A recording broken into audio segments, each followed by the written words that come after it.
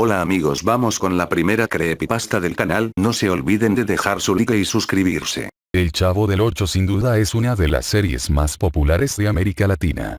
En México aún sigue cautivando a multitud de generaciones. Y es que la serie tiene un encanto especial, con personajes notables y divertidos que han hecho y hacen reír tanto a niños como a adultos. Sin embargo, hay quienes ponen en duda la inocencia detrás de este inofensivo humor. Lea esta historia que asegura el Chavo del Ocho no es lo que parece. Seguramente terminarás pensando que se trata del cuento de algún fanático, pero aún así no deja de ser interesante. Sartre escribió en su famosa obra Entre cuatro paredes, de 1945, que el infierno son los demás. No existe una definición de infierno que sea universalmente aceptada en la tradición teológica de Occidente. Según el historiador Jean de Lumeau, en una entrevista en el libro El fin de los tiempos, el catolicismo tradicional, apoyándose en San Agustín, predicó la existencia de un lugar de sufrimiento eterno para aquellos que hayan hecho el mal en esta vida y que nunca se arrepintieron. Esta noción, un tanto incongruente con la imagen de un Dios misericordioso, no prosperó fuera de la imaginación popular, siendo sustituida por el purgatorio, desarrollado en el siglo II, principalmente por Orígenes. Nadie más podría ser condenado para siempre, sin embargo, a excepción de los santos, todo el mundo tenía que pasar un periodo variable de purificación, con la seguridad de la salvación al final. San Ireneo no estuvo de acuerdo.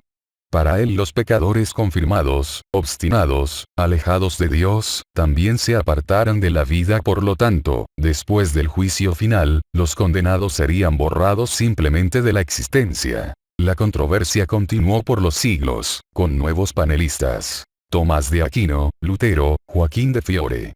En la literatura, Dante y Milton han creado poderosas visiones del infierno. La trilogía de condenados de Sartre, los sadomasoquistas cenobitas de Clive Barker y los pecadores malditos Roberto Bolaños son recreaciones contemporáneas inquietantes del infierno. Sí, Roberto Bolaños. Me refiero al actor, escritor y director mexicano Roberto Gómez Bolaños, conocido, casi en la exageración perdonable, de Chespirito, o Pequeño Shakespeare de México. Él es el creador de una de las más sutiles, brillantes y temibles representaciones del infierno en cualquiera de las artes. El Chavo del Ocho, el programa de televisión, como enseñó Baudelaire, el mayor truco del diablo es convencernos de que no existe. Podemos concluir que ese mismo diablo vendrá a presentar a sus dominios a través de estereotipos. La oscuridad, el fuego, tridentes, lava. En el Chavo del Ocho de verdad el infierno son los otros. Bolaños llenó su creación de señales que deben ser decodificadas para revelar su verdadero sentido de automoralizar. La primera y más importante es el título. 766-78-92-03 ecukmonrijnja.jpg. Originalmente, el programa se llama El Chavo del Ocho. Nadie sabe el verdadero nombre del protagonista, que nunca fue pronunciado. Solo se conoce como El Chavo. El nombre sí es una adaptación brasileña de la palabra Chaves, una palabra corrompida de chavo, que significa maldita. Es cierto que un niño, o chavo, es aquel que hace maldades. Le trastoca el orden de lo que es moral y socialmente aceptado como correcto. En la interpretación libre, el chavo es un pecador. Por lo tanto, la serie trata de pecados. No de pecados mortales, de lo contrario sería muy difícil que los personajes generaran simpatía, sino de pecados capitales. Contrariamente a lo que muchos creen, el protagonista no vive en un barril, sino en la casa con el número 8. Estando huérfano y sin hogar, fue recogido por una mujer mayor, que nunca fue mostrada, y que tal vez no exista. Si la muerte existiera de forma material, el número 8 estaría sutilmente asociada a ella. Solo se tiene que voltear el número 8 y se obtiene el símbolo de infinito. La muerte es infinita, porque no hay vida antes de la vida y después de la vida se pasa de nuevo a su estado anterior. La vida puede ser medida por el tiempo, antes y después es, por definición, infinita. Nada infinito, gracia infinita, purgación infinita. Esta vecindad del Chavo no es más que un pedazo de infierno, especialmente preparado para recibir a sus invitados, muertos y condenados en el juicio final. Una variante cómica de Entre cuatro paredes, donde dos mujeres y un hombre, además de un mayordomo donde el Sartre comunista no tuvo en cuenta el carácter representativo de la clase proletaria, se ven obligados a soportarse unos a otros para la eternidad, en un ciclo interminable de acusaciones y violencia. No es difícil imaginar la escena. La Chilindrina molesta a Kiko y le hace pensar que su padre es el agresor. Desconcertado llama a doña Florinda, quien descarga toda su rabia en don Ramón, mismo que después descarga su coraje en el Chavo, y este a su vez agrede al señor Barriga, que llega a cobrar la renta a la vecindad. Mientras tanto, el profesor Girafales, ardiendo de deseo, llega a Bebe Café, con un ramo de rosas en su regazo, sin sospechar la causa, motivo, razón o circunstancia de tanta repetición. El escenario es un laberinto rizomático, sin centro, sin principio ni fin. Afuera de la vecindad hay una calle estrecha que conduce a un parque, a un restaurante y a un pequeño salón de clases. Las variaciones, tales como Acapulco, son excepciones a la regla. El universo de personajes se reduce a este espacio claustrofóbico, donde un ambiente conduce a otro que lleva a otro que conduce a otro, de forma indefinida. Los pecados cometidos en la vida son evidentes en sus características, miedos y frustraciones. El Chavo, siempre con hambre, ha cometido el pecado de la gula. El glotón empedernido y su preferencia por el sándwich de jamón muestra desprecio por las leyes de Dios, que prohibía el consumo de carne de cerdo, un animal sucio. Enemigo de cualquier autoridad moral, él llama a su profesor maestro Longaniza, otra referencia a la malograda delicia porcina. Don Ramón, que trabaja en exceso para no trabajar después, cometió el pecado de la pereza. Constantemente requiere redoblar los esfuerzos de escape, para no pagar las indefectibles 14 meses de renta. Estos nunca se convierten en 15 meses, lo que indica que el paso del tiempo está suspendido. No es necesario recordar que 7 más 7 es igual a 14 y que, en la tradición de Cristo, 70x07 simboliza el infinito. De manera similar al 8, el signo de suma se convierte en multiplicación. Dios habita en los detalles. La codicia del señor Barriga es obvia. ¿Quién más podría cobrar el alquiler mensual casi todos los días? Los golpes que recibe del Chavo al llegar a la vecindad son parte de su castigo. El pequeño marinero Kiko, el niño más rico, es impulsado por la envidia.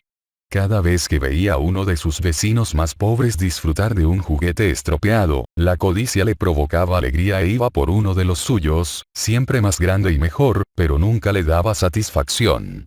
El juguete del otro, a pesar de ser claramente inferior, siempre parece más interesante. Un círculo vicioso de la envidia, nunca saciado. La Chilindrina está marcada por una personalidad intolerante, enojona. Imitando a Goofy, que utiliza el coche como un arma agravante de su ira. Muerta en un accidente de tránsito, trata de hacer lo mismo con el triciclo. Hubo muchas veces que pasó por encima de los pies y juguetes. Pero la musa que canta a la ira del poderoso Aquiles no le da importa la ira de la insignificante Chilindrina. Siendo la más débil y más pequeña físicamente de la vecindad, solo puede llorar y llorar y llorar. Doña Florinda y el profesor Girafales son unos libertinos del tamaño del Marqués de Sade y Mesalina, o ellos mismos. Maestros en el arte de la lujuria, y finalmente condenados por la eternidad a la abstinencia sexual. Frígida e impotente, que lo anhela con la mente, pero no con el cuerpo. Consumen interminables tazas de café que con propiedades estimulantes alimentan el fuego que no pueden consumar.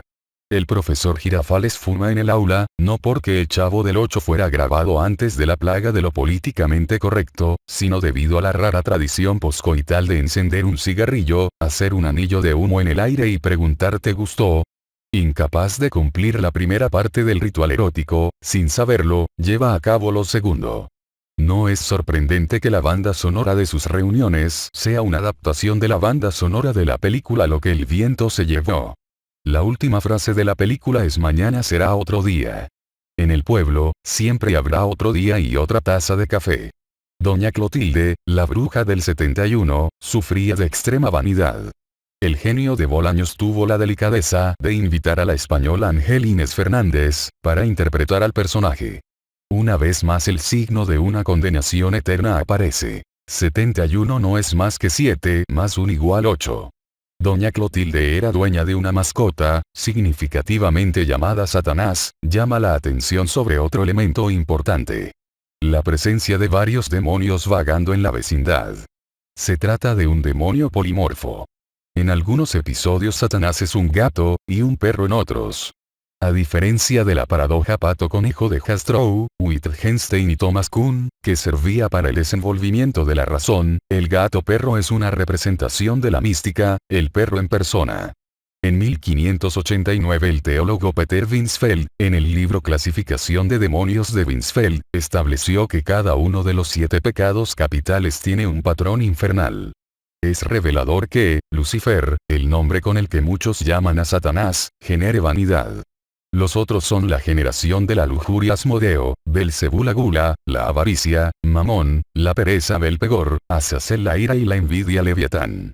No nos engañemos. Ellos rodean la vecindad constantemente para promover el desorden, el dolor y la tentación. Si el gato perro de Lucifer / Satanás ayuda a difundir el rumor de que la señora Clotilde es una bruja, parece obvio que la bella muchacha Patty y su tía Gloria son Belcebú y Belpegor transformados en súcubos, demonios de sexo femenino, preparados para atizar el apetito del chavo y despertar al don Ramón de su letargo. A su vez, el galán de las novelas Héctor Bonilla, quien visitó la vecindad, es nada más que Asmodeo en forma de incubo, demonio de sexo masculino, con la misión de romper la relación de la pareja de libertinos castrados. Ñoño es Mamón, instigando a su avaro padre a gastar en exceso. Popis es Azazel, incrementando la ira desconcertante de la chilindrina con su inutilidad. Godínez es Leviatán avivando la envidia de Kiko, con sus respuestas certeras e involuntarias al maestro Longaniza.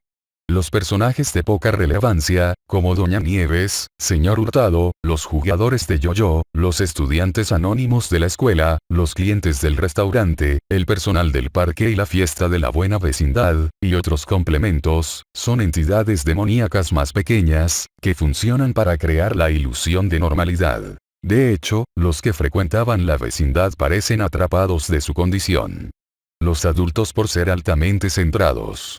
Y los niños sufriendo una doble maldición, la condición de una regresión infantil, tal vez como un reflejo de la inmadurez emocional que los llevó a una conducta pecaminosa. Mientras que muchas personas sueñan con tener la experiencia de la madurez en un cuerpo joven, ellos se quedaron con el cuerpo que poseían a la hora de la muerte, pero no con su experiencia. Estas son las sutilezas de la burocracia infernal. Jaimito el cartero, en su papel como portador de mensajes, es el único representante de este lado. Un psíquico que trata de hacer contacto con otra dimensión. Su constante estado de fatiga es el resultado de un esfuerzo sobrehumano necesario para cruzar dimensiones. Prueba de ello es la descripción que da Jaimito de su tierra natal, Tangamandapio. El pueblo que existe en realidad, se encuentra al noroeste del estado mexicano de Michoacán, es una alegoría. Según el cartero, todo en Tangamandapio es colosal. Sería más grande que Nueva York y tenía una población de muchos millones de habitantes. ¿Qué podría ser tan grande? Obviamente, no se refiere a un solo lugar aislado, sino a todo el planeta, la Tierra de los vivos.